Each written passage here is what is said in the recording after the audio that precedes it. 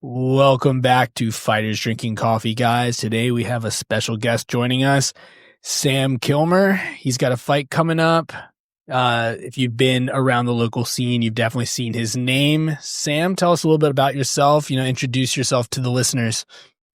I'm a local fighter. I've been fighting a long time now. I've been fighting for probably since I was 17. That's been like 7 years now. And yeah, man, just trying to push it and make it to the next level, make it to the UFC right now. Defend this belt. I'm currently the Fury welterweight champion, and it's been a long time coming, and I finally got the title, and now it's time to bump it up to the next level. Keep stacking bodies. Yes, sir. Keep stacking bodies. Yeah, I probably a lot of our listeners we have a lot of like local dudes for the most part, like a lot of VA, a lot of Maryland people. So I think probably a ton of people listening a ton of people listening definitely know you from our area for sure. And well, what I was going to say was a lot of folks will probably like remember all the jiu-jitsu matches you've done too. Cause like this, why don't we do that? Why don't we go on like your background, like training and style and stuff? Because when I met you, obviously, I think you were fought amateur maybe at the time. Yeah. You were a teenager, but yeah. you had a lot of experience, man, for like a young dude. Yeah. And you had a ton of background in like high level jiu-jitsu too. Yeah. I had been doing jiu-jitsu, and I believe I had taken a couple fights. Yeah, man, it's been a long time, man. The old gym, and it's been a while. Yeah.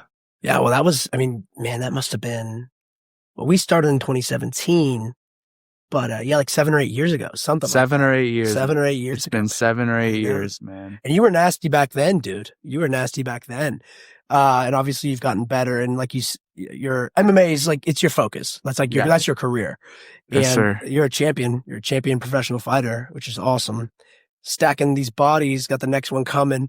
But yeah, do talk a little bit about like just like your training background, like what stylistically, like obviously I know your jiu-jitsu really well. But you're an MMA fighter now too. But you also have a wrestling background, if I'm not mistaken. Yeah. I started with wrestling, and from there I went and got into jiu-jitsu, and started doing MMA, and that's all she wrote. And I wanted to just be an MMA fighter. Yeah. I didn't wrestle for too long. I started when I was 10. It was like four and a half years. I did judo a little bit before that with Sugi, from Pentagon MMA. And I was at Arlington Judo Club. That's where I really started. I only did that for like 3 or 6 months. And then once I got into like the wrestling season and doing wrestling in school, I just wanted to do wrestling full time. I came from a wrestling family in upstate New York. So all my cousins wrestled, and they're all better than me at first. So I had to go get better. Yeah. You did. Dude, it's crazy because like I would guess that wrestling was your background. Yeah. For sure. And I'm certain you've heard that. Yeah, definitely. Wrestling is my first background, my first martial art. Your first love. First love, yeah. First love. Yeah. Just earlier this year, you used your wrestling against guy was from the Greek Georgian? guy. The Greek? No, the Greek, yeah, bro. Greek. And he was a legit world class wrestler, and you took him down. Yeah. So yeah. Greco guy, yeah. Forgetting his name right now, but the Copa tournament. It was a Copa was his Elite. name. Yeah, cool guy, good wrestler. I was like very much looking forward to that fight because I wanted to showcase my wrestling against someone that was going to wrestle with me. It's always fun when you get those matchups. I wish I could do more of them, where it's like just two guys are going to wrestle it out on their feet, and it's going to end, with the jiu-jitsu when someone gets taken down. Have you seen these? I don't know the name. I think the name of the league is like RAF. RAF? Yeah, I've seen some of that stuff. Yeah. Because like Mike Chandler is going to do, like, like pro MMA fighter with like a wrestling background. Mike Chandler's got, I might as well look it up since I'm talking about it. Yeah, it's kind of like another the new wrestling thing. Another like another like either ex or current UFC guy who also had like a really high level wrestling background. They're doing like it's a wrestling match.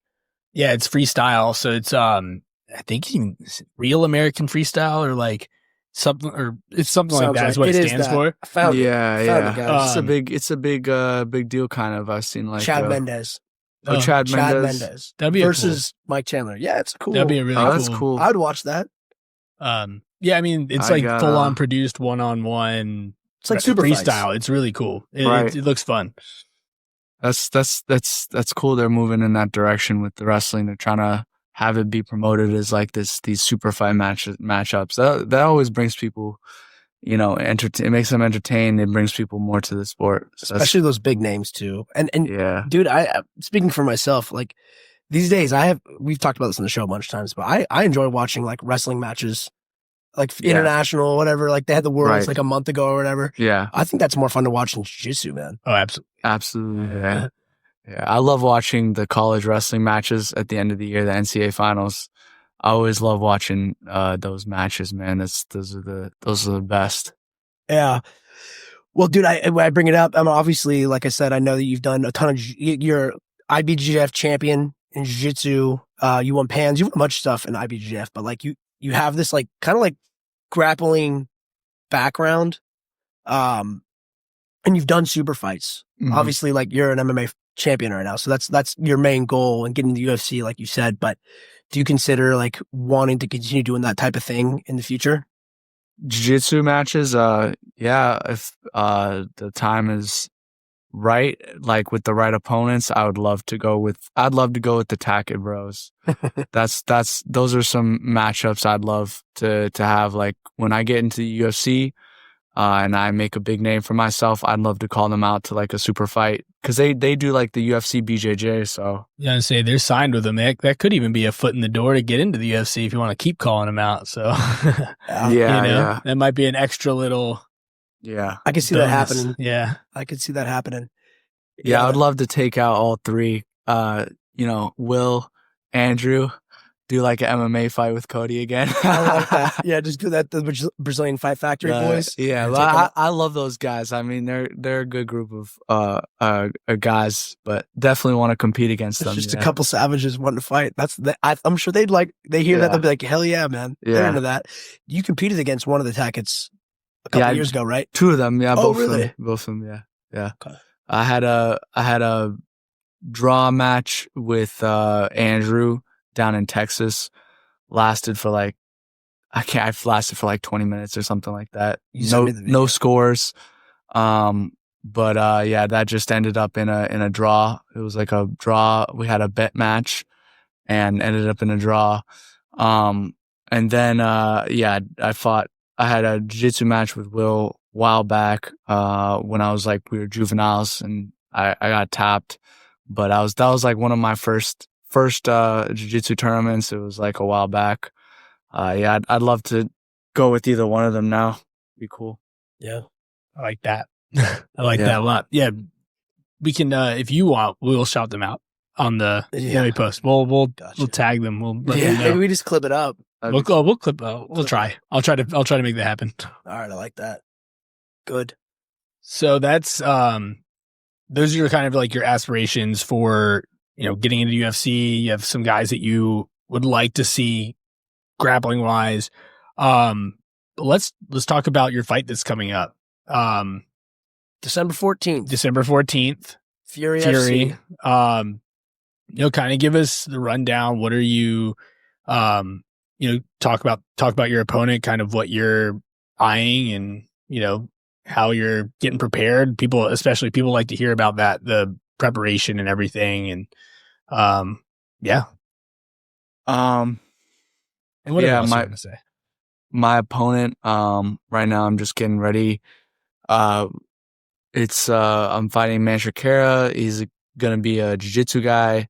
It's a rematch, so I think this fight this time around is gonna play out a lot differently. And it's just it's a good style matchup for us to like. I think both of us, there's going to be a lot of striking. It's going to be a lot of stand-up fighting. And I'm looking forward to it, man, because I'm a much different fighter than the last time out. It's going to be fireworks. Yeah. Is he still out of New York? I think he's training out of New Jersey now. Okay. I don't know if he trains out of New York still. The two of them could be pretty close, so I don't know. Right. Yeah. Well, I just remember him from back in the day at Marcelo Garcia Academy, and he did a lot in jiu-jitsu as well. He competed a ton. He was a successful competitor before he's transitioned over to MMA. And was he the champion a little while back at Fury? He's the lightweight champ right now. Gotcha. So he's coming up to fight me for the welterweight belt, and he wants to be double champ. So we're gonna deny him. Denied. Yeah. All right. And so you're expecting? So it sounds like you're expecting like more striking this time around. Right. Yeah. Our first fight was at lightweight. Since then, I've gone on a streak of finished 3 guys in a row in the first round, and I've taken the welterweight title.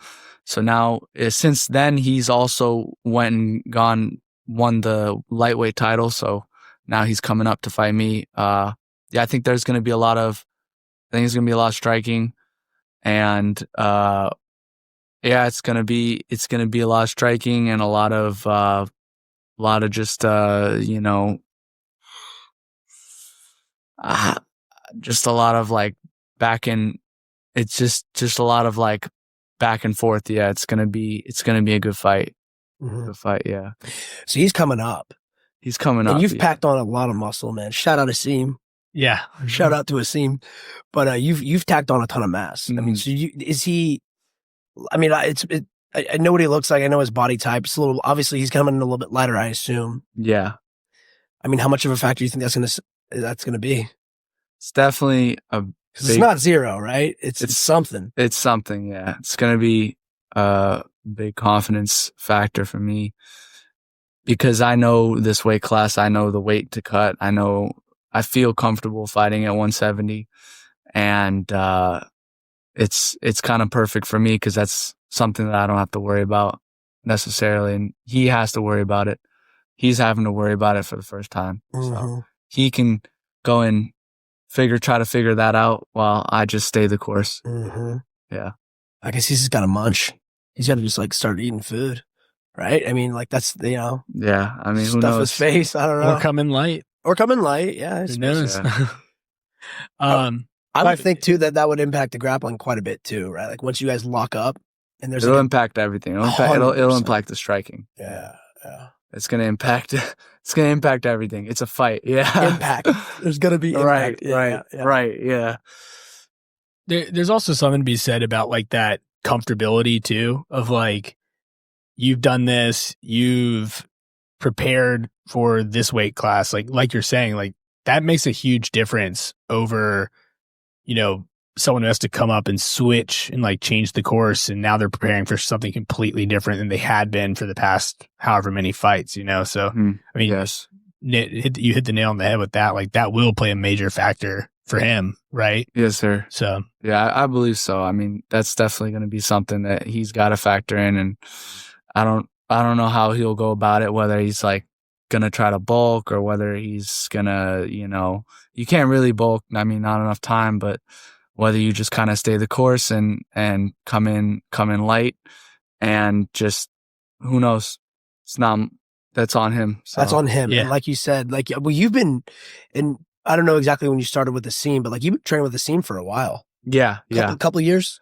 Yes, sir. I've been working with him now for, I've been working with him for not too long, actually. I've only been working with him for like, I want to say 9 months, but since I've worked with him, it's been like huge, it's been a huge difference. I've added a lot of strength, and a lot of size, and he's the guy, he's the man, you know him just as well as I do, man. He's the guy to go to for that, in this area.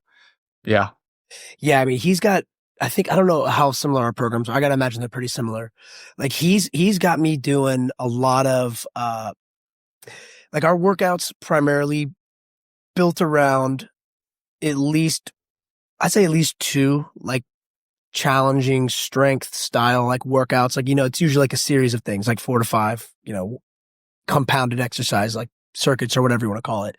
And I'd say for me, easily, let's say there's like 4 units or 5 units or something like that, right? Like 2 or 3 of those are going to be like, there's going to be like a husky strength focus. And some days it's like maybe a little more like power and strength, and then some bodybuilding or whatever, tacked together. And then like the remainder of that, usually the last piece, smaller piece, but it's noticeable, is conditioning as well. Right. So like, I don't know if it's similar if your program is, without giving away any state secrets, ops, but he's had me on, like, for me, it's been like, well, for a while it was just like individual lifts, but now he has like one day that's all individual lifts with the circuit at the end.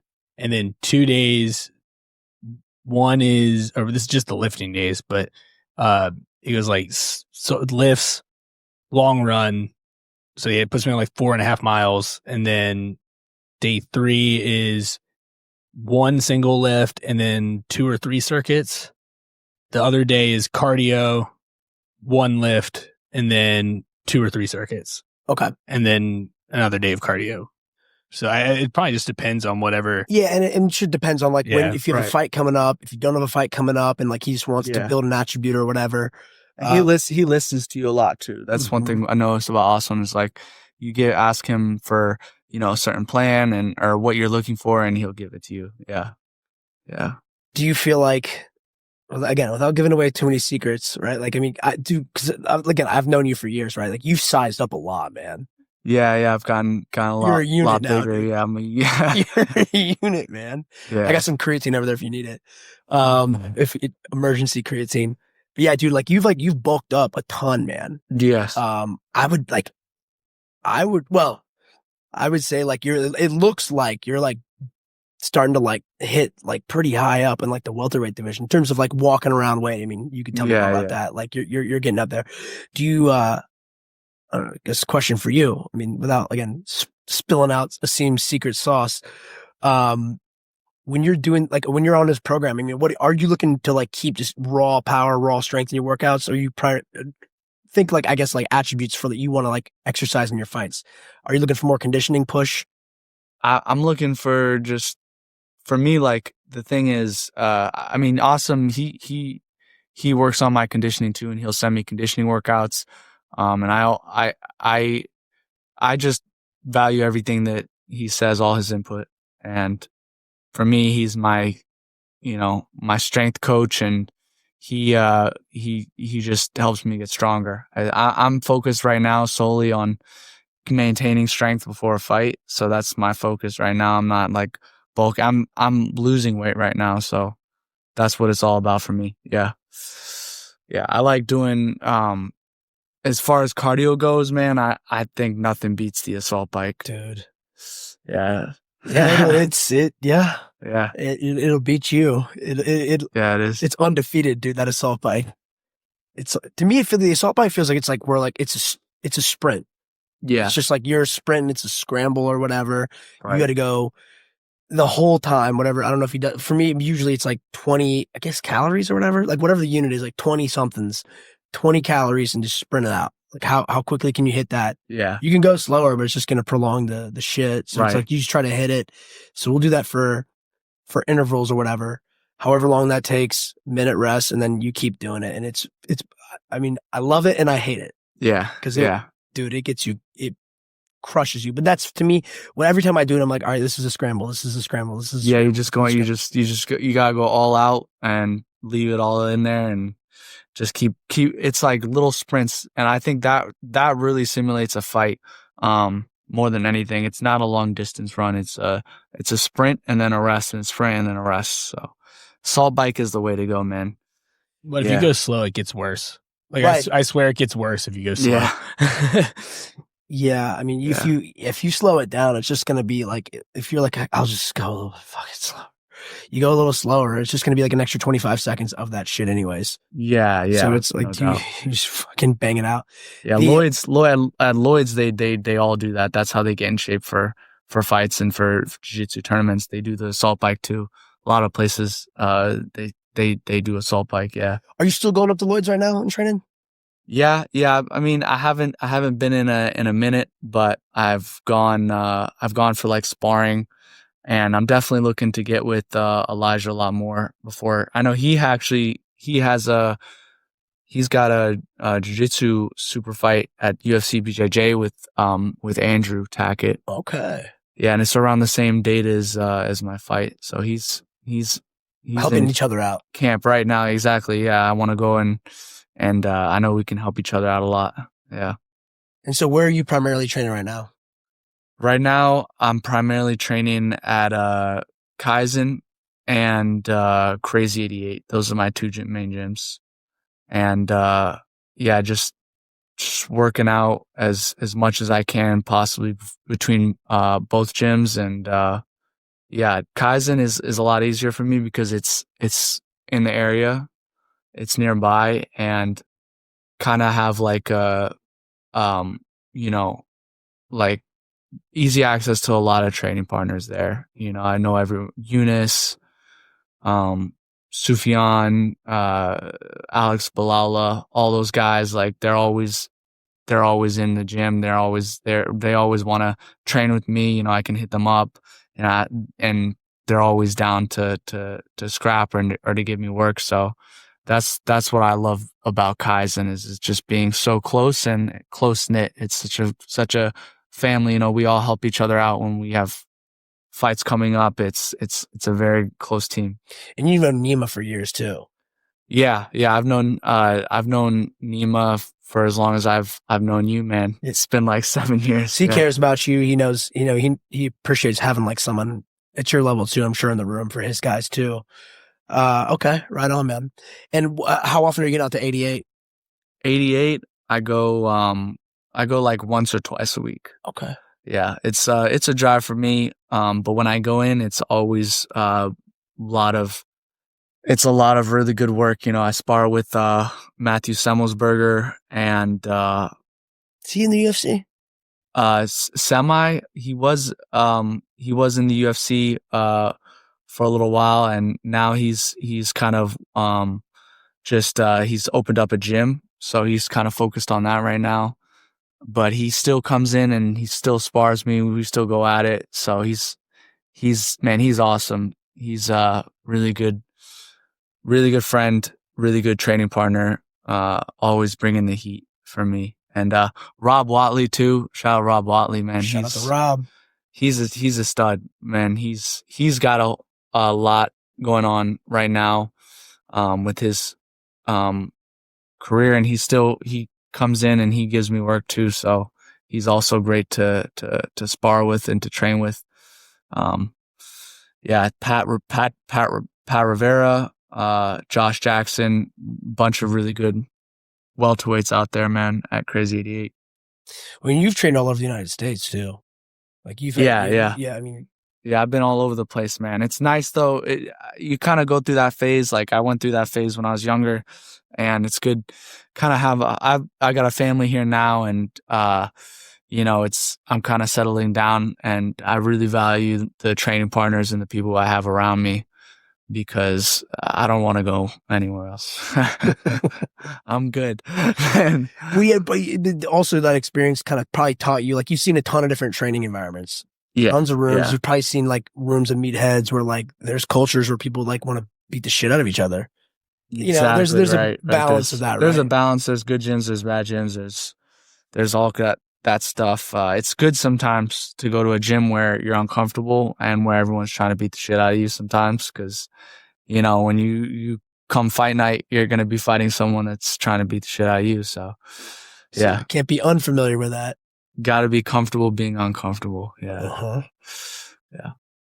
Hell yeah. Yeah, no, you definitely need that like little extra push every once in a while from those unknown factors, because it's super easy to get used to sparring the same guy. I mean, like, especially, I mean, jiu-jitsu, MMA, all of it, you can get very comfortable fighting the same person that you fight every day or like a couple times a week. Absolutely. So, they, at the same time, they can also have a better read on habits and what you do so they can push you a little harder because they know your game just like you know theirs. But yeah, it's important to like try to mix it up. And the thing I like about Kaizen too is it's a revolving door. So we get guys from all over the world. Like we just had a guy, Namo Fazil. He's a featherweight from Kurdistan, and he's like 9-1, you know, pretty high level guy. And he was just in for like a couple weeks, like almost a month, and I was sparring him, training with him all the time. We've got Nurullah Aliyev. He's a UFC lightweight right now from Tajikistan, and he's also in a lot. And when he comes in, you know, we get banger rounds in, we wrestle. So it's a revolving door, and high level guys are always coming in. Sensei Nima is always bringing in the best guys from all over the world to train with us. So I get a lot of new looks too. Yeah. I like it, man. So, all right. So we got Fury on the 14th. You want the UFC though? Yeah, man. Yeah. Well, let's talk about these goals and aspirations, man. Yeah. Right now I'm just, I got this Fury belt and gonna knock that off. And then, next is the UFC. I'll be waiting for, the call. I'll stay ready for the call. You know, it could come at any time. It could be short notice. It could be, who knows? It could be a contract. I don't know. I'm just going to put on the best performance possible December 14th, and we'll get the call. Yeah. Yeah, man. You're getting the call. Hell yeah, man. Definitely get that call. We'll see from there too. Like, I kind of, have a little bit of a vision of how things are going to go down in the UFC, but I'm just going to take each fight one at a time, and we'll see whether the right move is to, you know, stay at 170 or maybe go back down for a time being. I was going to ask. And then come back up to 170, you know, towards the end. Who knows? Because, like, let me ask, like, do the dudes in the UFC, do they carry, like, they tend to be a little bit heavier for every weight class too? Yeah, I mean, the guys that right now I'm pretty much a full. I mean, I'm a 170 right now. Mm-hmm. It's more just about, you know, whether you can make the weight, if you should do it. Like if I can make 155 and I'm young now's the time. Well, I'm young, I'm 24, so if I can make the weight, which I think I still can, then I might go ahead and just bump down for just a little bit. And yeah, my dream fight, my number one aspiration is to beat Ilia Topuria. Ooh. So 55. that would be 55. Yeah, that would be sick. I mean, depending on the results of this weekend, he might go up to 170. So if you want this to, weekend? Yeah. Saturday is Makhachev is fighting for the 170 title. Who's he fighting? De La Medellina. Okay. Yeah. They're That's the Australian guy, right? Yeah, that's right. Craig Jonesy's guy. yeah. Yeah. One of Craig Jones' guy. I know he coaches Volkanovski, and he coaches Jack Della. Yeah. With his anti-Dagestani jiu-jitsu or whatever he's marketing it as. That's this Saturday. Yeah, it's Saturday. Oh, shit, man. Yeah. I kind of want to watch that. And you have Valentina versus Wei Lang. Okay. Yeah, so that'd be cool too. Good big ladies fight. It's a good card. It's a good card. But I was just yeah. Everyone thinks Topuria might be trying to chase down Makhachev, and if he has another title on the line, he might want that too. So, well, Topuria can he seems like he's good at everything, right? Like he's very well rounded. Obviously, one would assume he goes against Makhachev. It's like, all right, dude, you're going to see a different type of grappling now. So, I mean, I would love to watch that. Yeah, it'd be a cool matchup. I would love to watch that. And we know Makhachev's down. Sam's just watching, let him beat the shit out of him. Yeah, guys, take some damage. Take some damage. I'll be there soon, man. Let's go 5 rounds, get real beat up. I want to get rocked a couple times. But Well, it makes sense too, man. I mean, obviously, like That fight will happen, man. Yeah. The Makhachev Topuria fight will happen. It's gonna happen. I think, I think he'll beat Jack Della probably, and that's too big a fight. The thing that's great about the UFC is the fights that need to happen always happen. So if you got two guys that everyone wants to see fight, who would win? Who would win? They put it together, man. So I think it'll happen. Yeah. That's exciting. And well, they got this White House thing allegedly too next year. Oh, Allegedly. Yeah. Allegedly. Allegedly. John Jones. I mean, that's in our backyard, guys. There's a lot of like super volatile fights that they've been naming for that card though. Like if they're talking about McGregor, John Jones, like it makes me a little some wild wary. cards. It's like, well, maybe those guys aren't going to be there. I don't know. Yeah, I don't know. John Jones under the ring again, dodging USADA. Well, not USADA this time. Would they have him fight that English guy? They'd have him fight Tom Aspinall? Maybe not now. No? Who's he going to fight? Allegedly, Tom Aspinall's blind Alex now. Pereira. I think that's the fight. That's the fight. I like that. I mean, that's the fight to make. Light heavy, though? And light heavy or heavy? Heavy. No, I think Pereira would come off. He's crazy, man. He is crazy. He'll do it, yeah. He's said he wants to go to heavy anyways. Yeah.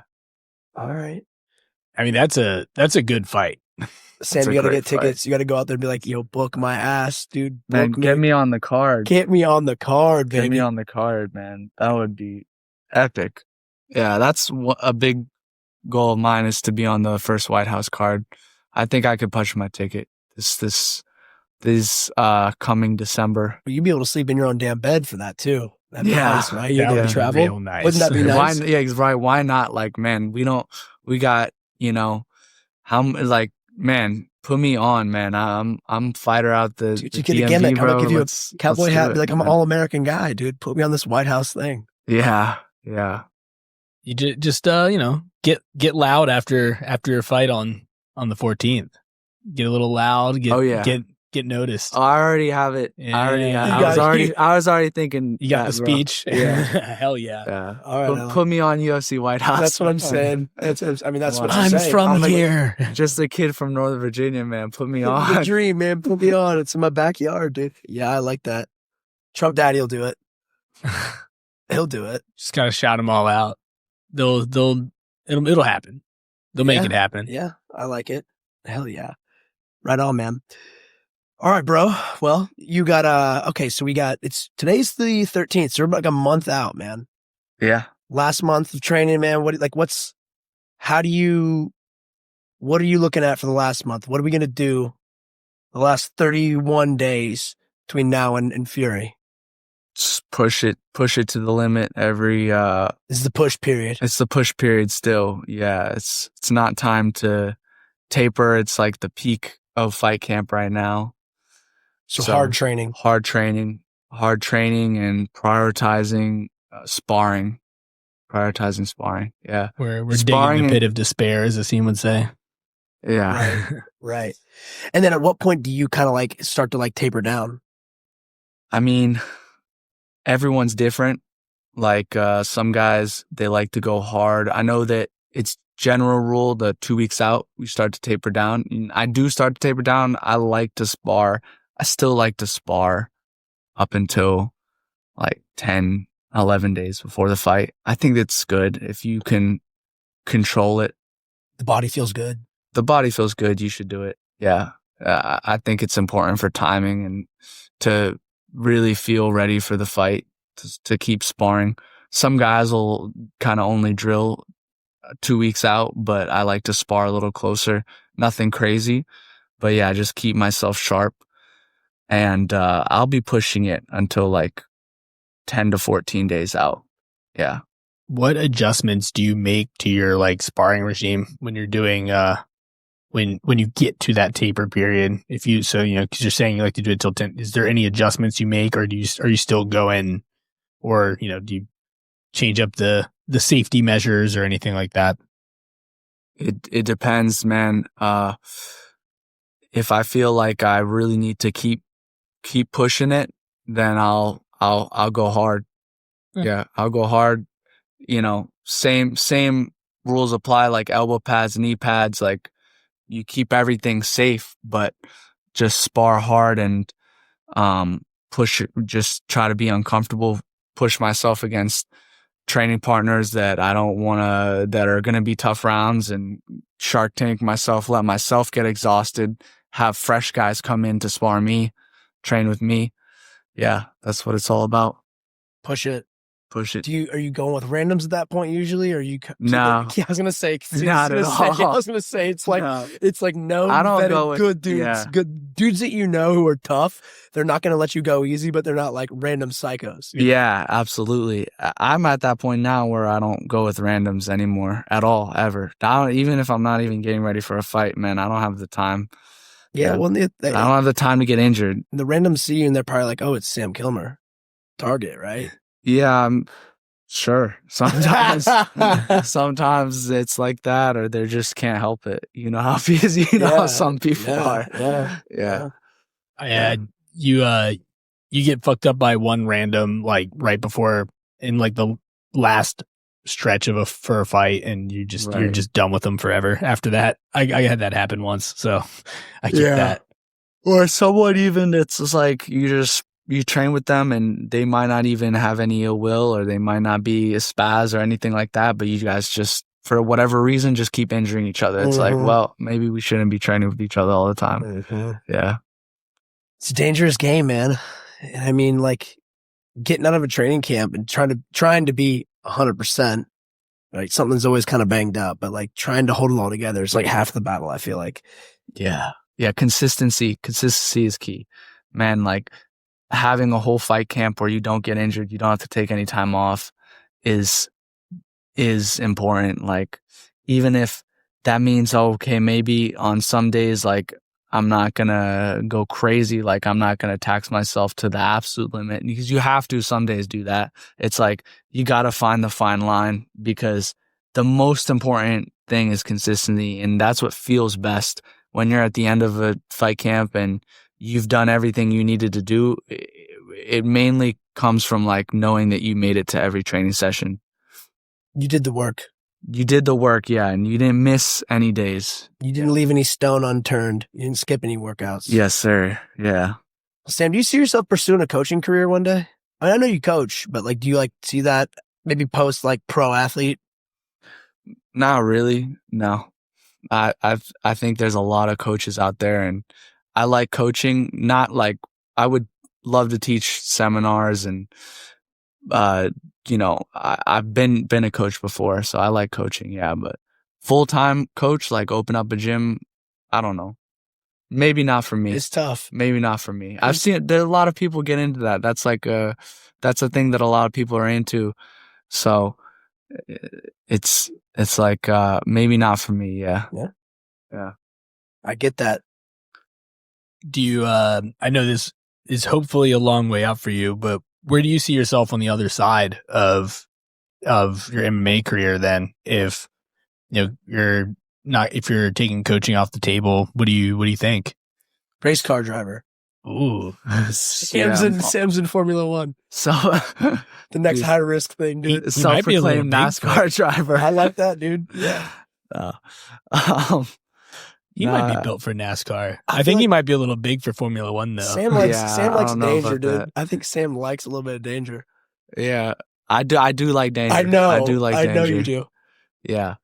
Yeah, I mean, I've kind of got my own plans and my own things kind of already in the works, but that's all yet to come, and I'll kind of get into that more after this fight, but I've kind of already got some side missions. So you're cooking. I'm cooking, brother. Give me some time. You're cooking, dude. Give me some time. It's like the chili. It's like that chili. Dude. Yeah. Just put it in the crock pot. Let it stew. Yeah. Right on, man. Let it get real good. Yeah, dude. We're Yeah. excited, man. You're gonna do great on the 14th. You're gonna get it. You're gonna hold the line. You're gonna defend this title. Smack some dudes down.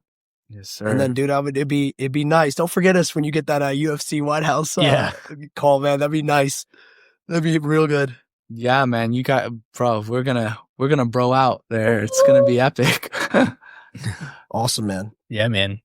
Well, Sam, it's great having you on. It's really cool seeing, like, I wasn't there a lot when you were just getting started at MMA, but I do remember like when you were just a youngin. So I mean, it's really cool seeing someone come up from like starting out like that and what all you've accomplished and what you're yet to accomplish. So it'll be really cool. We'll definitely have to keep your career, keep following it, and keep our people in the know. So maybe we'll keep updating as we're going, as those cool things happen. But thank you guys for listening to Fighters Drinking Coffee. Sam, where can they find you? Where can people keep up with your happenings? I've got social media, Instagram, Sam_Kilmer. And yeah, that's where you can find me. Yeah. Awesome. Thank you for having me on, guys. You guys are the best. Absolutely, man. We were glad you made it in, and we'll put that in the show notes so people can find you. We'll tag you when we drop the episode so people have access to seeing what all you're up to with your fighting career and everything. Other than that, guys, keep listening to the show. Hit those 5-star reviews. That helps us out, helps us in the right algorithm. So that bumps us up the charts, gets us in front of more people. Get Sam's pay-per-view on the 14th. Buy that pay-per-view. Yeah, we'll throw that link in there too. I'll throw that in the show notes so that you guys can, and we'll bump it again as we get closer to the fight. Cool. Because yeah, you might not buy it a month ahead, but we'll make sure that gets out there. And other than that, we got all the other links in the show description, Discord, discounts. But yeah, guys, thanks for listening to Fighters Drinking Coffee. Bye.